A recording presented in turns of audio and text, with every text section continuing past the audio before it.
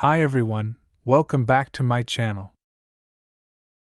Today I want to talk to you about a topic that I think many of us can relate to: the pursuit of success and how it can make us unhappy. We live in a society that values achievement above all else. We're constantly bombarded with messages that tell us we need to be smarter, richer, prettier, fitter, more popular, more productive, more everything.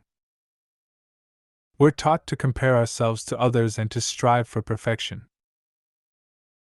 We're told that success is the key to happiness and that failure is unacceptable. But is this really true? Does success really make us happy? Or does it actually make us miserable? That's the question that Jennifer Breheny Wallace explores in her book Never Enough: When Achievement Culture Becomes Toxic, and What We Can Do About It. Wallace is an award-winning reporter who has interviewed hundreds of families, educators, and psychologists about the effects of toxic achievement culture on our lives. She reveals how the pressure to perform is not a matter of personal choice, but a result of larger social and economic forces that create a sense of scarcity and insecurity. She also shows how this pressure leads to a range of negative consequences, such as anxiety, depression, self-harm, burnout, cheating, and even suicide. Here are some examples. Anxiety. The author cites a study that found that 40% of high school students reported feeling anxious about their academic performance, and that anxiety was associated with lower grades, lower test scores, and higher dropout rates. Anxiety can also interfere with sleep, appetite, concentration, and social interactions. Wallace explains that anxiety is a natural response to stress, but when it becomes chronic and overwhelming, it can lead to panic attacks, phobias, obsessive-compulsive disorder, or post-traumatic stress disorder. Depression. The author also reports that 25% of high school students experience symptoms of depression, such as sadness, hopelessness, guilt, or loss of interest in activities. Depression can affect one's physical health, mental health, self-esteem, and relationships. Wallace notes that depression is not a sign of weakness or failure, but a serious mental illness that requires professional help. Burnout. The author describes how some students experience burnout as a result of excessive pressure to perform. Burnout is a state of physical and emotional exhaustion caused by prolonged stress. It can manifest as fatigue, irritability, cynicism, detachment, or loss of motivation. Wallace suggests that burnout can affect one's health, happiness, and productivity. Cheating. The author exposes how some students resort to cheating as a way of avoiding failure or gaining an unfair advantage. Cheating can involve plagiarism, fabrication, falsification, or collusion. Wallace argues that cheating undermines one's integrity and credibility as a learner and a person. The author also gives some really disturbing information about how the pressure to succeed may actually lead to self-harm and even suicide. So it is clear that this problem needs to be taken seriously. Wallace argues that we need to rethink our definition of success and happiness, and to focus on the things that truly matter, such as our relationships, our passions, our values, and our purpose. She offers a new framework for fighting back against toxic achievement culture, based on the concept of mattering. Mattering is the feeling that we are valued, respected, and cared for by others, and that we have a positive impact on the world. Wallace explains how mattering can help us develop a sense of intrinsic self-worth, resilience, and well-being, and how we can cultivate it in ourselves and in our children. One of the ways to increase our sense of mattering is to practice gratitude.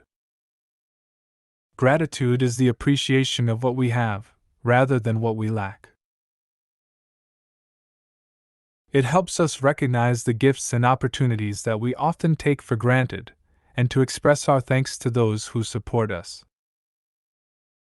Wallace suggests that we can practice gratitude by keeping a journal, writing thank you notes, volunteering, or simply saying thank you more often. Another way to boost our sense of mattering is to pursue our passions. Passions are the activities that we enjoy, that challenge us, and that give us a sense of flow and fulfillment. They can be anything from hobbies, to sports, to arts, to causes. Wallace encourages us to find time for our passions, to share them with others, and to support our children's passions, even if they don't align with our expectations or goals. For instance, Wallace tells the story of a high school student named Alex, who loves playing soccer and dreams of becoming a professional athlete. However, his parents pressure him to focus on academics and enroll in a prestigious college, even though he is not interested in those subjects. Alex feels torn between his passion and his parents' expectations, and he starts to lose confidence in himself. He also suffers from anxiety and depression, and he develops a fear of failure. Wallace explains that Alex's situation is not uncommon, and that many students face similar dilemmas when they have to choose between their passions and their parents' wishes. She argues that this is a result of toxic achievement culture, which makes students feel like they have to be perfect at everything they do, or else they are worthless. She also points out that this culture is influenced by factors such as income inequality, social media, standardized testing, and parental pressure. Wallace suggests that one way to help students cope with these challenges is to encourage them to pursue their passions, even if they don't align with their parents' or society's expectations.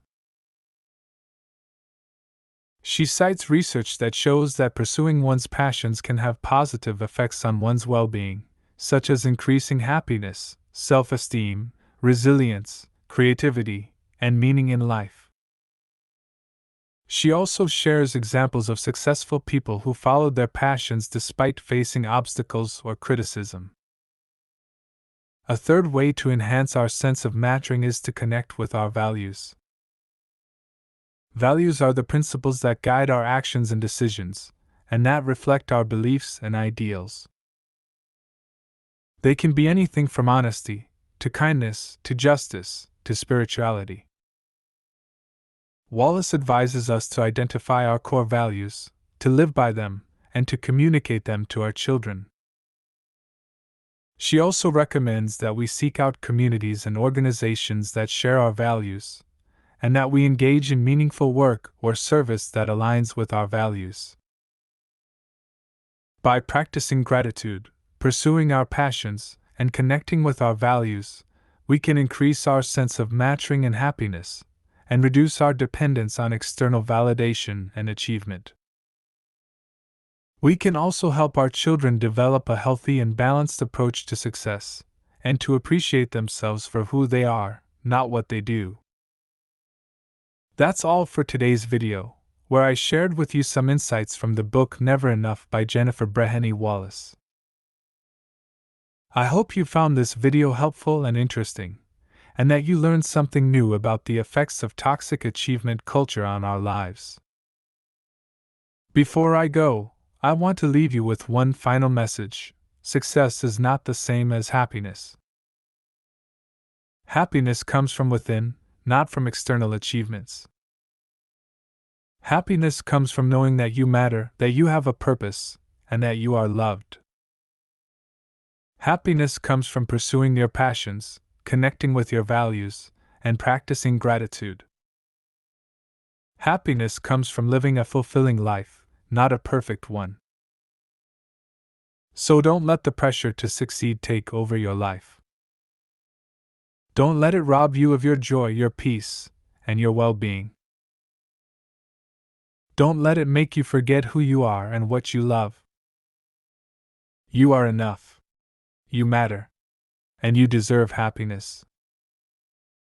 If you enjoyed this video, please give it a thumbs up, leave a comment, and subscribe to my channel for more videos like this. Your feedback and support mean a lot to me, and they help me create better content for you. I'll see you in the next video. Until then, remember, you are enough.